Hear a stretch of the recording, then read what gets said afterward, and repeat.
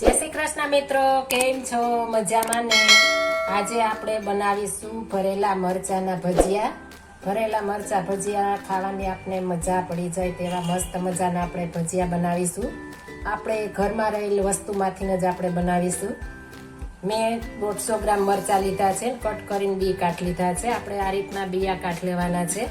એટલે મેં મરચામાંથી બીયા કાઢ લીધા છે અને ચણાનો લોટ લીધો છે બેટર માટે.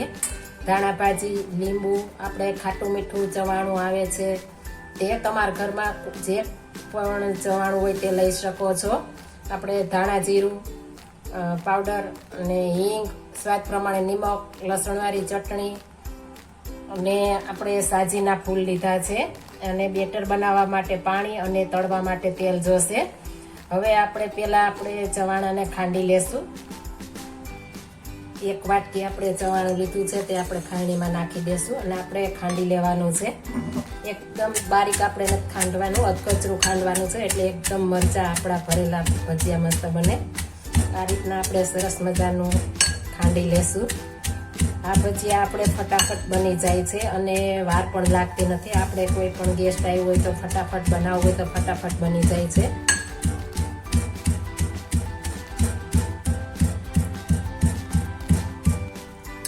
સરસ ખંડાઈ ગયું છે. આ રીતના ખાંડવાનું છે. એકદમ આપણે બારીક નથી ખાંડવાનું, દરદરું ખાંડવાનું છે આ રીતના, એટલે આપણું મરચું સરસ થાય. હવે આપણે એક બાઉલમાં કાઢી લેશું.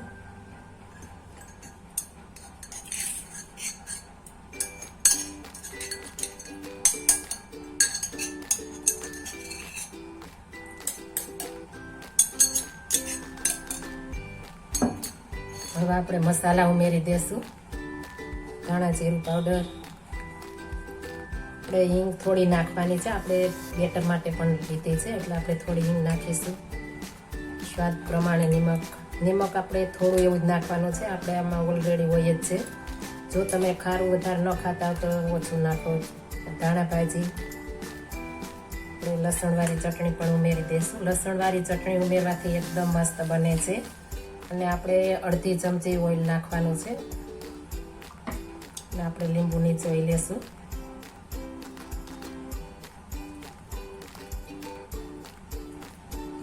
મારે નાનું છે એટલે આખું નાખી દઉં છું. અને ખટાશ તમે જે પ્રમાણે ખાતા હો તે પ્રમાણે નાખી શકો છો. અડધી ચમચી ખાંડ નાખીશું. હવે આ બધું આપણે પહેલા મિક્સ કરી દઈશું.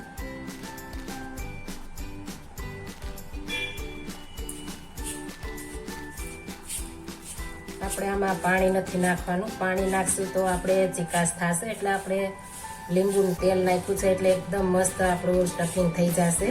આ રીતના બધું પહેલાં સરસ મિક્સ કરી દઈશું. જો તમારે બાળકો માટે કરવા હોય તો લસણવાળી ચટણી સ્કીપ કરી શકો છો. મારે મોળા મરચાં છે એટલે થોડી લસણવાળી ચટણી નાખી છે એટલે એકદમ મસ્ત બને. આપણે આ રીતના આપણું મસ્ત સ્ટફિંગ તૈયાર થઈ ગયું છે. હવે આપણે મરચાં ભરી લેશું. હવે આ રીતના આપણે મરચાં ભરી લેશું. આપણે દાબીને ભરશું એટલે એકદમ મસ્ત આપણું મરચું ભરાઈ જાય અને છૂટો પણ મસાલો ન પડે. આ રીતના આપણે એકદમ સરસ દાબીને ભરી લેશું.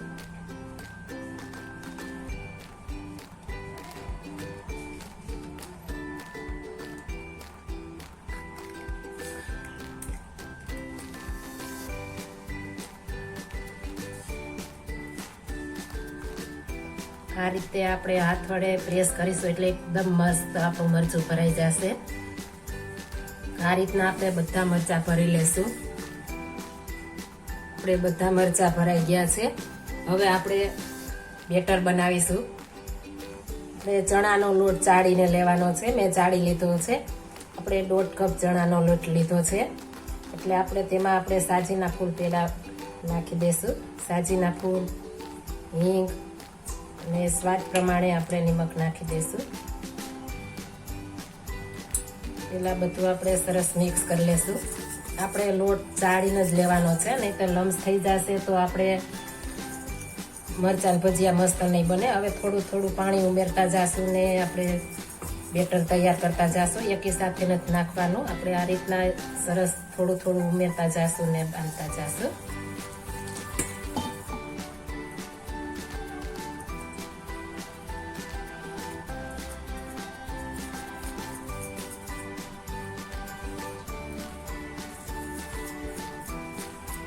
આપણું બેટર તૈયાર થઈ ગયું છે. આપણે થોડું એવું આપણે વિસ્કરથી આ રીતના ફેટી લેશું.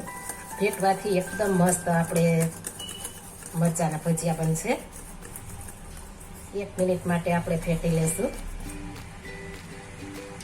આપણું બેટર તૈયાર થઈ ગયું છે. આપણે ઇઝીલી આપણે ફટાફટ અને સરસ કોટિંગ થાય એટલા માટે આપણે ગ્લાસ લેશું. ગ્લાસમાં આપણે બેટર નાખી દેશું.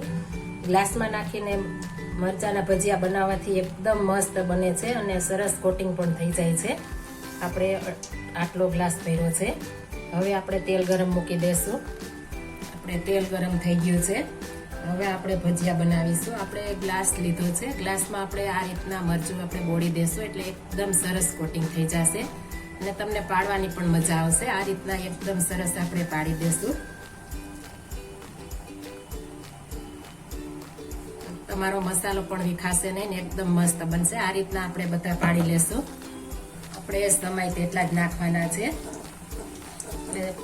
સરસ તળવાની પણ મજા આવે. આપણે મોટા મરચાં મેં કોલર મોડા આવે છે તે લીધા છે એટલે મરચું પણ ભજીયું પણ મસ્ત બનશે. એકદમ સરસ આછી સાલ હોય છે અને તેમાં પ્લાસ્ટિક પણ આવતું નથી એટલે એકદમ મસ્ત આપણે ભજીયા બનશે.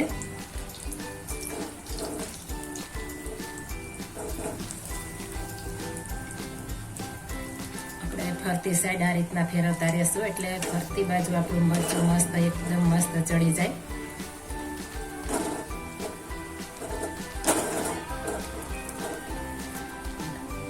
મસ્ત ચડી ગયા છે. આ રીતના આપણે બધા ભજીયા તૈયાર કરી લેશું. તમે જોઈ શકો છો એકદમ સરસ ક્રિસ્પી પણ એટલા મસ્ત બને છે.